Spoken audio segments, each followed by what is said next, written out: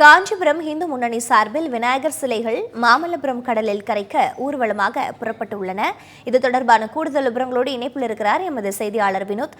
தற்பொழுது இந்த விநாயகர் சதுர்த்தி ஊர்வலம் தொடர்பான விவரங்கள் என்னவாக இருக்கின்றன? வணக்கம் சீதா. காஞ்சிபுரம் இந்து முன்னணி சார்பில் 20க்கும் மேற்பட்ட விநாயகர் சிலைகள் மாமல்லபுரம் கடலில் கரைப்பதற்காக வாகன பேரணியாக செல்லக்கூடிய காட்சிகள் தான் நாம் பார்த்து வருகிறோம். காஞ்சிபுரம் இந்து முன்னணி சார்பாக 35வது ஆண்டு விநாயகர் சதுர்த்தி வெகு விமர்சையாக நடைபெற்று வருகிறது. இதன் தொடர்ச்சியாக காஞ்சிபுரம் நகரில் பல்வேறு இடங்களில் வைக்கப்பட்ட 20க்கும் மேற்பட்ட விநாயகர் சிலைகள் இன்று காஞ்சிபுரம் ரங்கசாமி குளம் பகுதியில் இருந்து காந்தி ரோடு வழியாக ஊர்வலமாக புறப்பட்டது. மேற்கண்ட விநாயகர் ஊர்வலமானது காமராஜர் சாலை 4 ராஜ வீதிகள் வழியாக ஊர்வலமாக எடுத்துச் செல்லப்பட்டு மாமல்லபுரம் கடற்கரையில் கரைக்கப்பட உள்ளது என்பது குறிப்பிடத்தக்கது.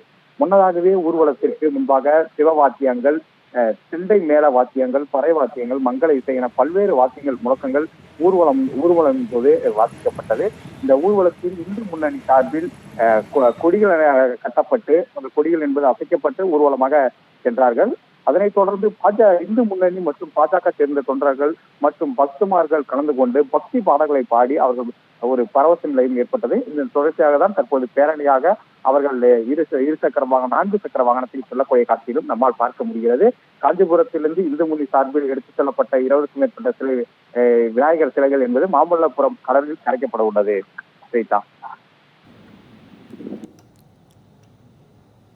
விவரங்களுக்கு நன்றி வினோத்.